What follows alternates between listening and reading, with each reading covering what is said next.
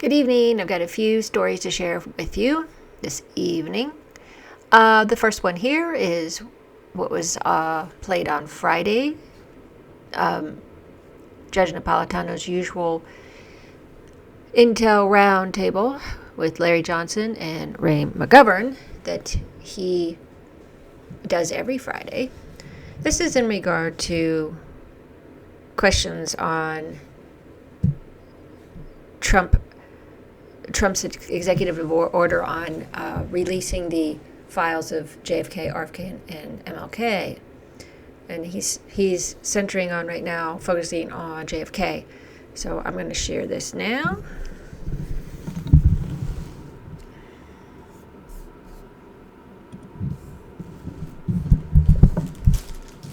Recounting the conversation I had with Trump, which is almost 4 years ago to the day, was January of 21, when he called me about pardons, because I knew some of the people being pardoned.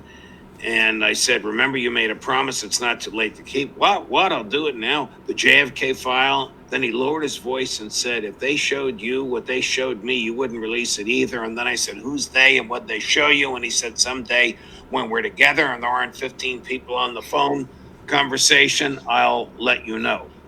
What do you think he could have been referring to, Larry? Well, I think one possibility, Ryan Dawson's done an excellent video on this. It's an hour and a half long. It could implicate Israel at the time. Because, a month before Kennedy's assassination, Robert F. Kennedy sent a letter to the Zionist Organization of America, which is a predecessor for AIPAC, informing them that they were going to be required to register as foreign agents. They didn't like that.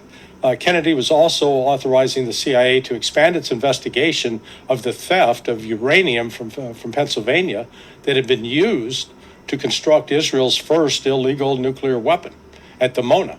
So and then there are the established ties between the Jewish Mafia at the time, Meyer Lansky, and the Italian mob, who both had incentives in terms of what the Kennedys did in Cuba and Robert F. Kennedy's own campaign going after organized crime. So there's that's a possibility. The case that Ryan lays out is it's well documented. It's not, off the wall. But there's lots of people with lots of motives. We can go down, other potential conspiracies. But that's the point. Let's get the actual evidence, put it out there. Maybe it's something pretty pedestrian but embarrassing. Maybe it does directly implicate the CIA itself in having killed Kennedy. Ray, am I naive, or would we know if documents have been destroyed? I don't think we'd know, Judge. But I'd like to connect some dots. Go ahead. When I say there's enough evidence already, if you read this book and you're not persuaded why he was killed and how he was killed, well, you just haven't read it closely enough. Why do I raise this now? Because James Douglas has just completed another book, okay? And it covers how the assassinations not only of JFK and RFK and MLK happened, but also Malcolm X. Now, connecting dots, you remember, Judge, that 2 weeks ago, I made a big thing of MK Ultra and the incredible assembly of documents from FOIA requests that the National Security Archives has released about 6 weeks ago, completely unnoticed. Well, guess what? I hope that I'm not stealing James Douglas's thunder, but he told me 2 days ago, MK Ultra played a role in all of these assassinations. So, James has looked at this really, really carefully. I trust. Okay. I found this part very interesting, both what Larry said about possibly the Jewish mob and the Italian mob may have been participants in JFK's assassination. And then, of course, here we have Ray McGovern saying he heard that MK Ultra was used in this. And at that time,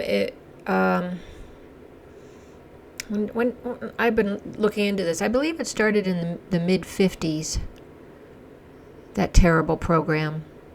But in any case, yeah, that's quite something.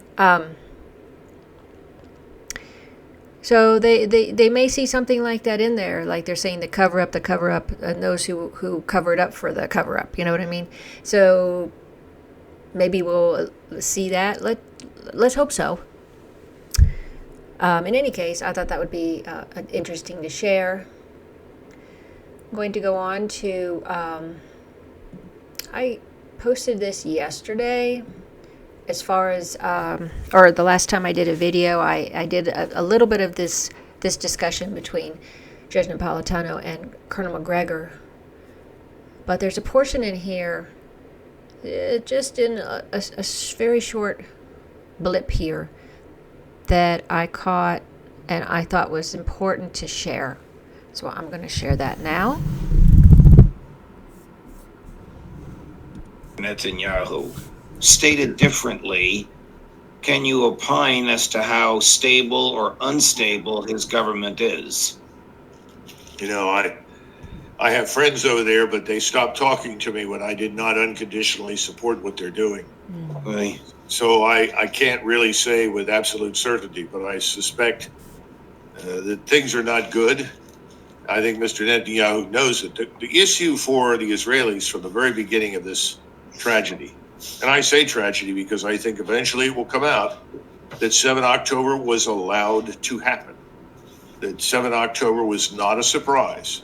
There's plenty of evidence on the street right now. And if that comes out, I think Mr. Netanyahu and his friends are going to be in very serious trouble at home. Well, they're going to go to jail. An excuse to sort of practice arson across the region. Yes. Well, there's been this suspicion since right after the attacks. The way it took so long for the Israelis to respond to the attacks, they had plenty of warnings from intel groups, including Egypt, and they just seem to ignore it. And let's not forget, Benjamin Netanyahu said, "This is our 9/11." And when I heard that, I said, yeah, it really is. Because it's my view that 9/11 was both allowed to happen, they let it happen, and there were people involved in it to jumpstart the next 20 years of endless wars. And most of those wars are what Israel wanted done. We fought for them. And so, here we have a reputable colonel, retired colonel, who doesn't speak on such issues that they consider conspiracy theories. But he said there's plenty of evidence on the ground on this, and I believe there's ties with 9/11, and so the fact that they had this happen in Israel is not a surprise to me. When you know how the modus operandi is with intel agencies like Mossad, CIA, and others. And, as far as 9/11 goes, at least 60+% of the public doesn't believe the official story. So it's, it's almost getting to it's probably almost to the amount, or maybe the same amount, of people who didn't believe the JFK assassination official story. I mean, you go back and listen to it, and it's ridiculous. It's as unbelievable as the official story of 9/11. So, I wanted to share that. It was good to hear from someone of his stature explaining this. Now, I'm going to go to another thing that happened I believe today. Let me see. Yeah, 5 hours ago. I'm going to share this news story. A Florida man that we heard from police that was arrested for making threats against President Trump. Let's listen into that press conference that just got underway a few minutes ago.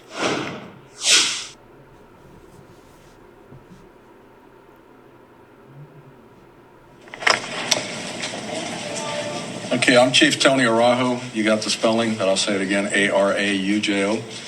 Chief of Police with the City of West Palm Beach. With me over my right shoulder, Deputy Chief at Department Shearer, Assistant Chief Musco, who oversees the CID, our Criminal Investigations Division. Assistant Chief Spatera runs operations. Some of the detectives involved, Detective Lieutenant DeVito, who oversees our Detective Bureau. Detective McDonald. Detective Varielli. Detective Attieri. There you go. I have them written down, but obviously I didn't bring my piece of paper up here with me. So I just want to start off by telling you I'm going to answer a few questions, what I might be able to answer after the information I'm about to give you. I'm done giving it to you. The victim in this case is the President of the United States, Donald J. Trump. You'll see that in the probable cause affidavit once it becomes public record. I want to give you a series of the chain of the events of how this happened and how we arrived at probable cause. It'll be a quick snapshot. So I want to announce the arrest of the suspect in this case. His name is Shannon Atkins. He's a male, 46 years of age, who resides in the city of West Palm Beach. The timeline: on January 19th, late, a tip was given to the FBI National Threat Operations Center. It was given to them by a gentleman that resides in Okeechobee, Florida. He reported that threats were posted on Facebook. They were violent, rhetoric, political views, in his opinion, aimed at the president. Very early on January 20th, our West Palm Beach detective that's assigned to the FBI task force began working the case, and he too found the disturbing post. Some of the posts were Lincoln, JFK, Reagan, Martin Luther King, and Trump. Atkins posted, unfortunately, one is still alive. Wow. He wrote something to that effect. He also wrote another saying, "Bullets, please. Jesus, save America." Another one he wrote, "I've been banned from X because I said I hope and pray someone kills him. We haven't had an assassination in years." That gives you a flavor of some of the posts that this gentleman posted. After probable cause was established, we began our surveillance using our CID, our Criminal Investigations Division. Some of these officers you see up here are detectives, and our TAC unit. Mr. Atkins has 2 residences in the city of West Palm Beach. Just before 7:30 p.m. on Friday night, Atkins was stopped near one of his homes. He was driving a white 2013 BMW. When we placed him in custody, subsequently we found 3 baggies containing suspect cocaine in his pocket. They did test positive. He was arrested without incident. While being interviewed later, he admitted writing the Facebook post that said he was joking. Folks, this is not a joke. Nothing of that sort is a joke. We notified the Secret Service. They're looking at this case, and they'll make a determination if federal charges are going to be in play. In today's climate, you really can't say things like this. We have incident after incident, example after example of when these threats become real. And we take these very seriously. I want to tell the general public that they are our partners, our eyes and ears. We encourage you to report anything suspicious to the FBI, Crime Stoppers, or the free Safe Watch app that we have.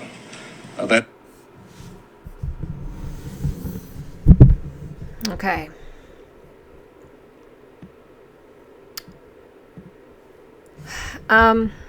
I just wanted to say that it is a felony. I mean, it's a felony. I forget what it's called. Yeah, it's like a federal offense. Felony, I believe, is the right word. You can correct me if I'm wrong. On making threats against a president. And yes, this has been going on for years with just about any president that's been in office, but some worse than others. Some have had more threats than others. And considering what happened to President Trump over the summer, this is even more disturbing and worrisome. But I've seen these kind of posts on X that people screenshot. They capture it through their screenshot, and then the account's already been taken down. They deleted it, closed it, whatever you want to call it, so that they wouldn't get in trouble. It's just really sad that this is happening. I certainly don't want anybody to be hurt. I don't want any person to be hurt. No presidents, nobody. And this man, apparently he was on he had drugs, cocaine. I don't think the man is well. It might be the drugs, it may be some mental issues, but to sit there and say, making jokes and to say, well, he's the only one that hasn't been killed yet out of these presidents he listed that have been assassinated, and it's been a while since we've had one. And then he blasphemes by saying, Jesus, save our country, words to that effect. That tells me this person is really a troubled person, a troubled human being. So, all of these things I reported tonight. Pretty interesting historical stories, really, with the JFK Files, possibly ideas of what might be in the files that could come out for exposing some people who helped with the cover-up. The story on Israel, as we know, if I can get my article out about Netanyahu, he helped support the creation of Hamas, just like we created Al-Qaeda. The similarities between 9/11 and October 7th, it can't be ignored. I'll just leave it at that. So, share your thoughts if you like below this video. Thanks for watching. I really appreciate it that you continue to follow my channel. I hope, please, if you haven't followed my channel, share my channel, like my videos, share my videos, get my videos out there, algorithms and all that, and as I said, I'm a very small, video podcaster, whatever you want to call it. It's just me.